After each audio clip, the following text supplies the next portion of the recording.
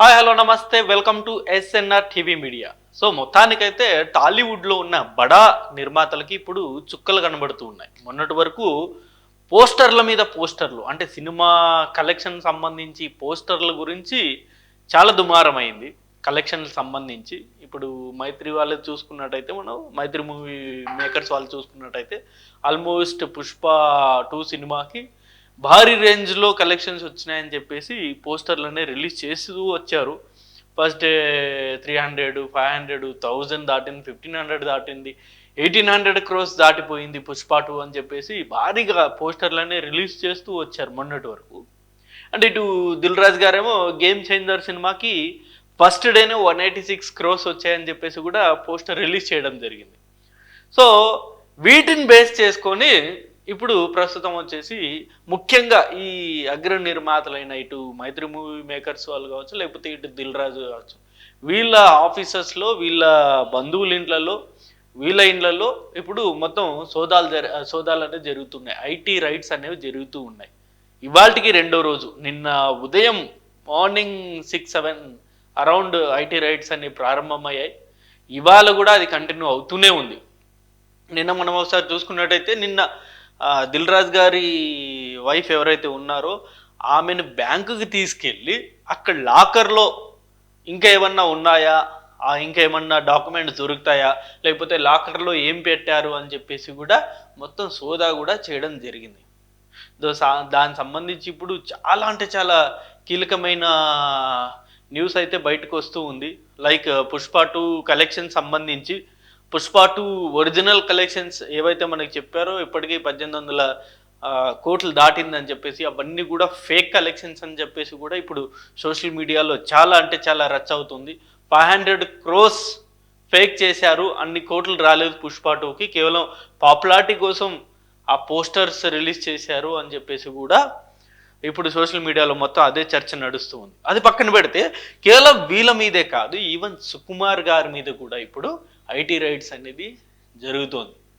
సుకుమార్ గారు కూడా ఈ సినిమాకి భాగం కాబట్టి సుకుమార్ గారికి రెమ్యూనరేషన్ ఎంత ఇచ్చారు, ఆ వచ్చిన రెమ్యూనరేషన్ ఆయన అంటే కరెక్ట్గానే వచ్చిందా, ఇంకా ఏదన్నా వేరే సోర్సెస్ ద్వారా ఆయనకి రెమ్యూనరేషన్ అనేది వచ్చిందా, ఇలాంటి అనేక అంశాలని బేస్ చేసుకొని ఈవెన్ సుకుమార్ గారి ఇంటి మీద కూడా ప్రస్తుతానికి అయితే ఐటీ రైట్స్ అయితే జరుగుతూ ఉన్నాయి. దానికి సంబంధించి ఒకసారి మనం మొత్తం ఈరోజు జరిగిన అంశాలు మొత్తం ఒకసారి మనం చూసుకున్నట్టయితే తెలుగు చిత్ర పరిశ్రమ మరోసారి ఐటీ శాఖ రాడర్లోకి వచ్చింది. ప్రముఖ నిర్మాణ సంస్థలపై రెండో రోజు కూడా ఐటీ దాడులు కొనసాగడం పరిశ్రమలో పెను దుమారం రేపుతోంది.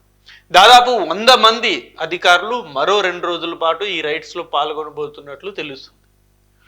ఇలా 100 మందికి పైగా ఐటీ అధికారులు రైట్స్ చేస్తున్నారు.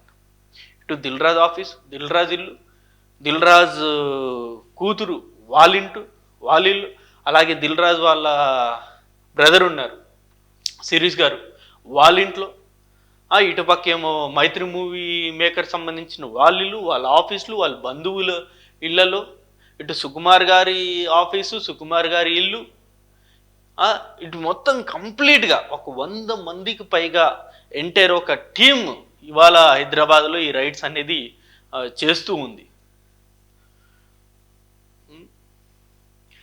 ఈ సోదాలు సాధారణ పరిశీలనగా కనిపించినప్పటికీ దీని వెనుక గల ఆర్థికపరమైన అంశాలు తీవ్ర చర్చకు దారితీశాయి. నిర్మాణ సంస్థల ఆర్థిక లావాదేవీలు, పెద్ద మొత్తంలో వచ్చిన వసూళ్లు, వాటికి సంబంధించిన పన్ను చెల్లింపులపై విచారణ జరుపుతున్నట్లు సమాచారం. ఈ నిజంగా పోస్టర్లు అయితే రిలీజ్ చేసుకున్నారు. దిల్ రాజు గారు అయితే 186 క్రోర్స్ వచ్చాయని చెప్పేసి Day 1 గేమ్ చేంజర్కి రిలీజ్ చేశారు. నిజంగా 186 క్రోర్స్లో ఎంత అయితే ట్యాక్స్ కట్టాలో అంత ట్యాక్స్ అనేది కట్టారా అన్నది ఆ పాయింట్ ఆఫ్ వ్యూలో వీళ్ళు ఇప్పుడు ఎంక్వైరీ చేస్తున్నట్టు మనకు తెలుస్తుంది. ఇవన్నీ పుష్ప 2 సంబంధించి కలెక్షన్లు కూడా అంతే, 1800+ క్రోర్స్ అనేవి వచ్చాయని చెప్పేసి వీళ్ళు పోస్టర్లు అనేవి రిలీజ్ చేశారు. నిజంగా మరి అంతే మొత్తంలో ట్యాక్స్ అనేది కట్టారా, ఎంతైతే కట్టాలో 1800 క్రోర్స్లో ఎంతైతే ట్యాక్స్ కట్టాలో, ఎంత పర్సంటేజ్ కట్టాలో ఆ పర్సంటేజ్ అనేది కట్టారా లేదా అనే అంశంలో కూడా వీళ్ళు పరిశీలన చేస్తున్నారు. నిజమే కదా, ఇప్పుడు ఒరిజినల్ కలెక్షన్స్ ఈ మధ్య కాలంలో ఎవరు బయట చెప్పట్లేదు, అందరూ ఫేక్ కలెక్షన్స్ మీదే ఆధారపడ్డారు. మా హీరో తోపు అని చెప్పుకునేలాగా ఈ హీరో టీమ్స్ కావచ్చు, లేకపోతే ప్రొడ్యూసర్ టీమ్స్ కావచ్చు, వీళ్ళు కొన్ని ఫేక్ కలెక్షన్స్ పోస్టర్లు రిలీజ్ చేస్తూనే ఉన్నారు. ఈ మధ్య కాలంలో మనం చూస్తున్నాం. దానికి ఇప్పుడు పుష్ప 2 కూడా అదే కోవాకు చెందిందని చెప్పేసి కూడా చాలామంది సోషల్ మీడియాలో భయంకరమైన కామెంట్స్ చేస్తూ ఉన్నారు. పుష్ప 2కు ఒరిజినల్గా వచ్చింది కేవలం 1200 కోట్లు మాత్రమే. ఇంకా అదనపుగా వీళ్ళు యాడ్ చేసి 600 కోట్లు పైగా వీళ్ళు యాడ్ చేసి 1800 crores వచ్చాయని చెప్పేసి ఫేక్ పోస్టర్ రిలీజ్ చేశారని చెప్పేసి ఇప్పుడు సోషల్ మీడియాలో మొత్తం అదే నడుస్తుంది, అదే మాట్లాడుకుంటున్నారు, దాని గురించే చర్చ జరుగుతుంది. ఇక సంక్రాంతికి వస్తున్నాం పుష్ప 2 వంటి సినిమాలు రికార్డ్ స్థాయిలో వసూలు సాధించాయి. అలాగే గేమ్ చేంజర్ బడ్జెట్ ఫైనాన్స్ సంబంధించి లెక్కలపై కూడా అనుమానాలే ఈ దాడులకు కారణమని విశ్లేషకులు భావిస్తున్నారు. ఐటీ శాఖ దృష్టి పెట్టిన మరో అంశం పాన్ ఇండియా చిత్రాలకు ఆర్థిక వ్యవస్థ. గేమ్ చేంజర్, పుష్ప 2 వంటి తెలుగు సినిమాలు పాన్ ఇండియా స్థాయికి ఎదిగినప్పటికీ వీటి లావాదేవీలు సరైన పన్నుల చెల్లింపుతో ఉన్నాయా అనేది ప్రశ్నార్థకంగా మారింది. ముఖ్యంగా పెద్ద నిర్మాణ సంస్థలతో పాటు ఈ సినిమాలకు నిధులు సమకూర్చిన ఫైనాన్షియర్లపై కూడా సోదాలు జరగడం విశేషం.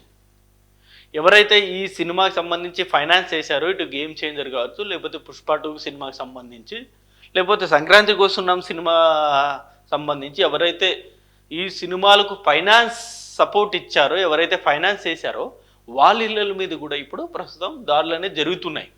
అంటే వీళ్ళు సక్రమంగానే ఫైనాన్స్ అనేది చేశారా, లేకపోతే ఇంకేదన్నా వేరే దారిలో వీళ్ళు ఫైనాన్స్ అనేది చేశారా?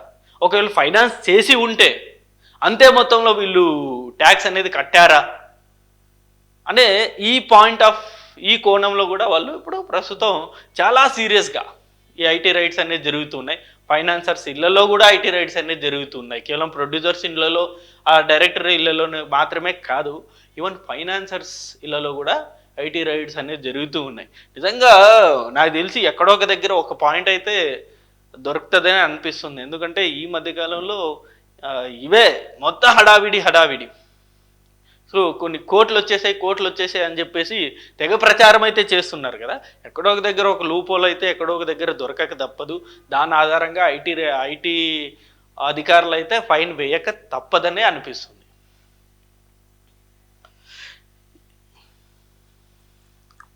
ఈ పరిణామంలో సత్యరంగయ్య వంటి ప్రముఖ ఫైనాన్షియర్లు, మైత్రి మూవీస్ మేకర్స్, దిల్ రాజు వంటి నిర్మాతలు ఆర్థిక వ్యవహారాలు ఎలా నిర్వహించారు అనే దానిపై ఆదాయ శాఖ దృష్టి పెట్టింది.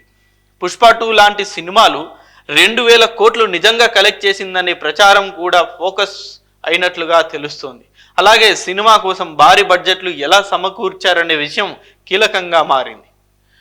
అంటే ఒక్కొక్క సినిమాకు ఒక్కొక్క బడ్జెట్ అనుకుంటారు. ఫస్ట్ ఇప్పుడు గేమ్ చేంజర్ సినిమాకు స్టార్టింగ్లో ఇనిషియల్గా అనుకున్న బడ్జెట్ కొంతే, ఇప్పుడు పెట్టిన బడ్జెట్ 400 కోట్లు అని చెప్పేసి కూడా ప్రచారం అయితే జరుగుతుంది కదా. ఫస్ట్ 200 కోట్లు మాత్రమే అనుకున్నారంట ఆ సినిమాకి బడ్జెట్.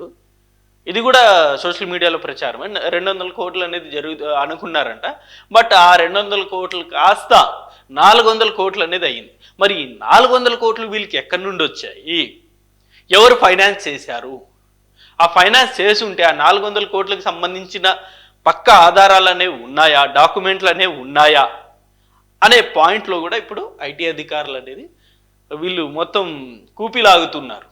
అందుకనే ఫైనాన్సర్స్ ఎవరైతే వీళ్ళు ఫైనాన్స్ చేశారో వాళ్ళ ఇళ్ళలో కూడా ఈ అంటే 2 టాలీ చేస్తారు కదా. ఇప్పుడు దిల్ రాజు గారు తీసుకున్నట్టు ఆయన ఫైనాన్సర్ దగ్గర తీసుకున్నట్టు ఆయన దగ్గర కూడా డాక్యుమెంట్ ఉండాలి, లేకపోతే ఫైనాన్స్ ఇచ్చినట్టు ఫైనాన్సర్ల దగ్గర కూడా ఓ డాక్యుమెంట్ ఉండాలి. అంటే లావాదేవీలు జరిగిన డాక్యుమెంట్స్ కూడా టాలీ అయితేనే కదా ఐటీ అధికారులు ఎలాంటి చర్యలు అనేది తీసుకోరు. ఒకవేళ టాలీ కాకపోతే ఖచ్చితంగా ఏదో ఒక యాక్షన్ అయితే ఉంటుంది. ఈ దాడుల వల్ల పరిశ్రమలో ఆర్థిక పారదర్శకతను పెంచే అవకాశం ఉంది. కానీ మరోవైపు పెద్ద నిర్మాత సంస్థలు, ఫైనాన్షియర్లు ఈ పరిస్థితిని ఎలా ఎదుర్కొంటారనే ప్రశ్నలు ఉత్పన్నమవుతున్నాయి. పరిశ్రమ ఆర్థిక వ్యవహారాలను సరళతరం చేయడం, పన్నుల చెల్లింపులో పారదర్శకత చూపడం అనివార్యమని ఐటీ శాఖ ఈ సోదాల ద్వారా సందేశం ఇస్తోంది. తెలుగు చిత్ర పరిశ్రమలో మరోసారి ఐటీ శాఖ రాడర్లోకి వచ్చింది.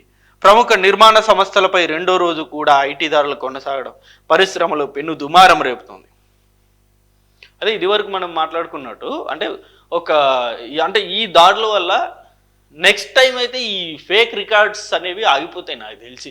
ఈ ఫేక్ రికార్డ్స్ అనే పోస్టర్లు ఎవరైతే రిలీజ్ చేస్తారో వాళ్ళు రిలీజ్ చేయడానికి కూడా నిజంగా భయపడతారు. ఎందుకంటే ఇప్పుడు మనం చూసుకోండి, ఇప్పుడు వస్తున్న వార్తల ప్రకారం పుష్ప 2కేమో 1800 కోట్లు వచ్చాయని చెప్పేసి కూడా పోస్టర్లు రిలీజ్ చేశారు కదా. మరి వాటిలో ఒరిజినల్గా వచ్చింది కేవలం 1200-1300 కోట్లు మాత్రమే అంటున్నారు సోషల్ మీడియాలో. అదే చర్చ నడుస్తుంది. ఈవెన్ మెయిన్ స్ట్రీమ్ మీడియాలో కూడా ఈ న్యూస్ వచ్చింది, నేను చెప్పడం కాదు, మెయిన్ స్ట్రీమ్ మీడియాలో కూడా ఇదే న్యూస్ వచ్చింది. మరి ఇంక భవిష్యత్తులో కూడా ఇలాంటి మళ్ళీ రికార్డ్స్ పోస్టర్లు రిలీజ్ చేయాలంటే ఇది నిజం ఖచ్చితంగా వాళ్ళకి ఆ రిలీజ్ చేసే ముందు ఒక భయం అయితే ఖచ్చితంగా ఉంటుంది. మళ్ళీ ఇప్పుడు మనం ఈ పోస్టర్ రిలీజ్ చేస్తే మళ్ళీ ఐటీ దాడులు జరిగే అవకాశం ఉంది, ఎందుకులే మనకి ఎందుకు వచ్చిన రిస్క్, ఒరిజినల్ ఎంత వచ్చిందో అంతే మనం రిలీజ్ చేసుకుంటే ఆ ఒరిజినల్ ఎలాగో వాళ్ళు వచ్చిన దాంట్లో వాళ్ళు ఎలాగో ట్యాక్స్ కట్టుంటారు కాబట్టి వాళ్ళకి ఎలాంటి భయాలు అనేవి ఉండవు. సో ఈవెన్ ఫైనాన్షియల్ కూడా ఇక నుండి ఇదే భయపడతారు.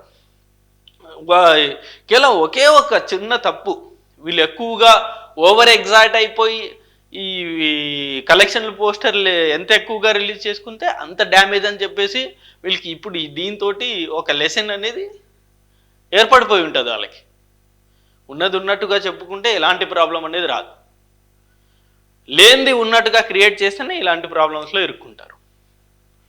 సో మొత్తానికైతే దిల్ రాజు గారు అంటే ఇప్పుడు ప్రస్తుతం ఆయన ఎఫ్డిసి చైర్మన్గా ఉన్నారంటే ఈ ప్రభుత్వంలో ఉన్నారు. అది కూడా రేవంత్ రెడ్డి గారు తెలంగాణలో ఈ స్టేట్లో లేని సమయంలో ఆయన ఇంటి మీద దాడి జరుగుతుందంటే దీన్ని కూడా రాజకీయ కోణంలో కూడా చాలామంది మాట్లాడుకుంటున్నారు.